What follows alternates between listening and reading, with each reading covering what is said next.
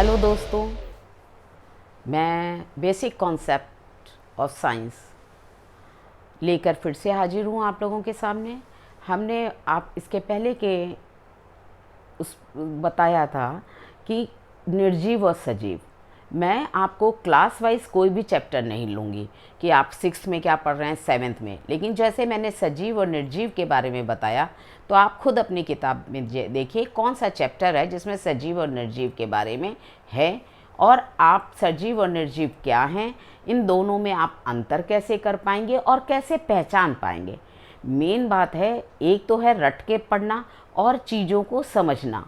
आपके सामने 2-4 चीज़ें जैसे रखी हों, जैसे आपके पास एक गमले में पौधा लगा हो, एक वाटर बोतल रखी हो, और बगल में एक कुत्ता हो, आपके तोता हो, चिड़िया हो और मेज कुर्सी हो, तो आप इनमें डिफ्रेंशिएट कर पाएँ कि क्या निर्जीव है और क्या सजीव है। तब ये पता चल पाएगा, आपका कॉन्सेप्ट क्लियर होगा कि निर्जीव क्या है और सजीव क्या है।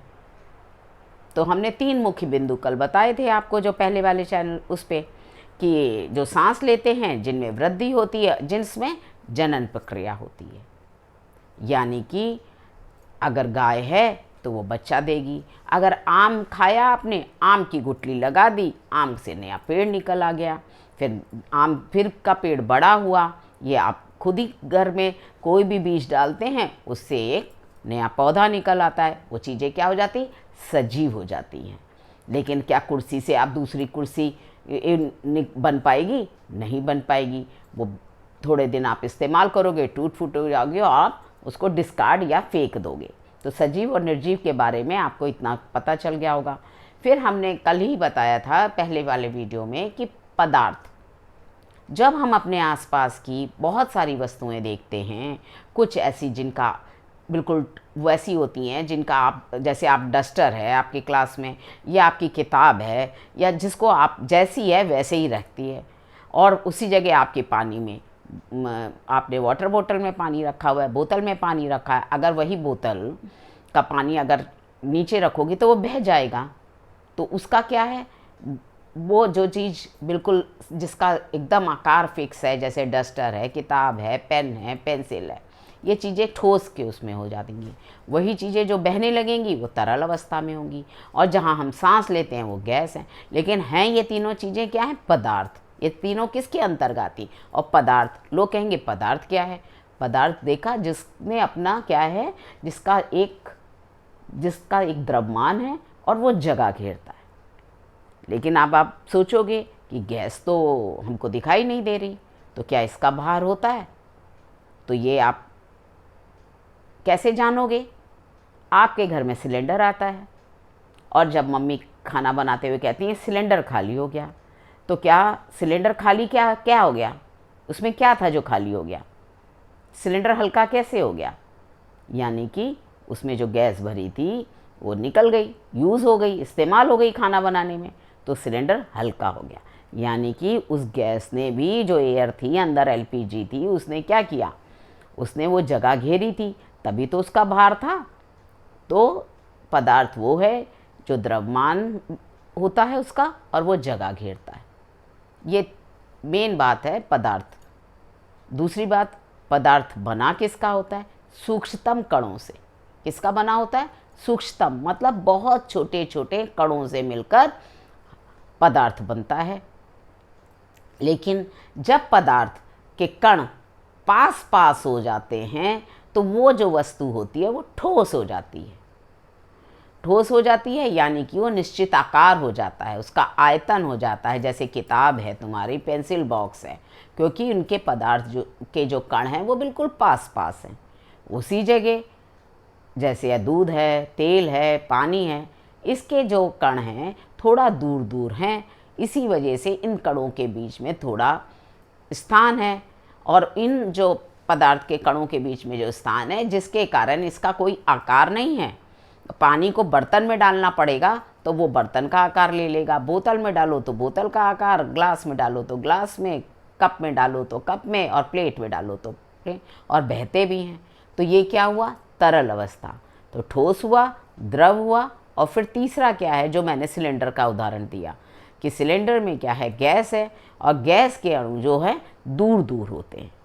कभी आपने फील किया है, अगर आपके कमरे में आप एक कोने में अगरबत्ती जलाते हैं तो उसकी खुशबू सारे जगह धुआं फैल जाता है, क्योंकि धुआं क्या है, गैस है। गैस के कणु चाहे परफ्यूम हो, उसके अणु दूर दूर होते हैं, पूरे कमरे में फैल जाते हैं, इसीलिए कमरे में खुशबू भी फैल जाती है।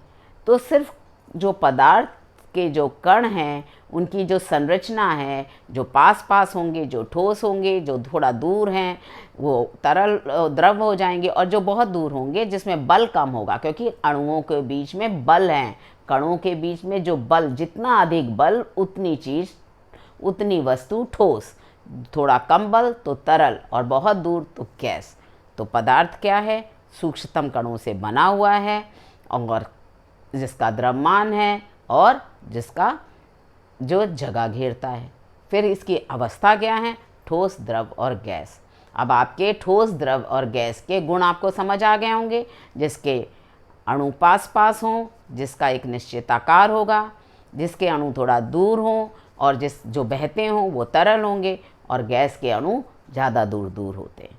तो 3 अवस्था पदार्थ की हो गई। और एक और बात, एक चीज़ जो आप रोज़ इस्तेमाल करते हैं वो तीनों अवस्था में पाया जाता है। आजकल तो गर्मियाँ पड़ रही हैं, आप क्या करते हो, फ्रिज में पानी रख देते हो, वो क्या हो जाता है, बर्फ़ पिघल जाती है। अब बर्फ़ बन जाएगी, वही पानी जो तरल अवस्था में था, तापमान कम हो गया तो बर्फ़ बदल, मतलब वो उसका आकार हो गया, ठोस हो गई। अगर वही बर्फ़ बाहर ले जाओ तो फिर वो किस में बदल जाएगी, जल में। यानी कि ठोस किस में आ गया, तरल में आ गया। और उसी पानी को तुम गैस में गर्म कर दो तो देखोगे पानी उड़ गया, भाप बन के उड़ गया। तो ये जो जल है वो तीनों अवस्था में पाया जा रहा है, ठोस में भी, तरल में भी, और गैस अवस्था में। तो आज जो बेसिक कॉन्सेप्ट है कि जो जीव और निर्जीव में अंतर, और जो निर्जीव जितनी भी चीज़ें हैं वो सब किसके बनी हैं, अणुओं की बनी हैं। और जो क्या हैं, जो पदार्थ क्या है, सूक्ष्मतम कणों से बना है। और ये पदार्थ कितनी अवस्था में होता है, 3 अवस्था में होता है। और तीनों में क्या एक एक जो मुख्य बिंदु है उसमें आपको अंतर करना सीख जाए। रटने की कोई ज़रूरत नहीं है बेटा, समझ के करोगे और कॉन्सेप्ट को क्लियर करोगे तो ये दिमाग में हमेशा याद रहेगा। और आप, यही है मेन बात है लर्निंग आउटकम, कि आपको क्या पढ़ रहे हैं और आप इसके बारे में क्या समझ रहे हैं, और आप इन चीज़ों को जो समझे हैं तो उसको कैसे अपने आसपास की वस्तुओं को या वातावरण में कैसे आप उसको समझ पा रहे हैं, और उन आपस में चीज़ों को विभेद कर पा रहे हैं। तो ठीक है, ये मेरा सेकंड था। छोटे छोटे ही वीडियोस बनाऊंगी, छोटे बच्चे हैं आप लोग, तो आपको ये छोटे ही टॉपिक पे आपको होगा। तो आप अपनी एक कॉपी ले लीजिए। तो जैसे मैंने पहला वाला टॉपिक आपको निर्जीव और सजीव के बारे में बताया, दूसरा मैंने आपको पदार्थ के बारे में बताया। तो पदार्थ के लिखिए, फिर उसकी सब हेडिंग्स डालिएगा, आपके नोट्स छोटे छोटे आपको बनाते रहिए। तो आपको जब ये किताब में आपको देखेंगे तो आपको वो एकदम क्लियर हो जाएगा कि हाँ क्या पूछा जा रहा है। और किताब की जो मैं बहुत सरल भाषा में इसलिए बता रही हूँ कि कुछ जो शब्द होते हैं उनको आपको समझने में मुश्किल होती है। तो सिंपल, लेकिन मेन बात है कि किताबी भाषा का ज्ञान ना होकर आपको कॉन्सेप्ट, आपकी अवधारणाएं बिल्कुल क्लियर होनी चाहिए। ओके, बाय दोस्तों, कल फिर मिलते हैं।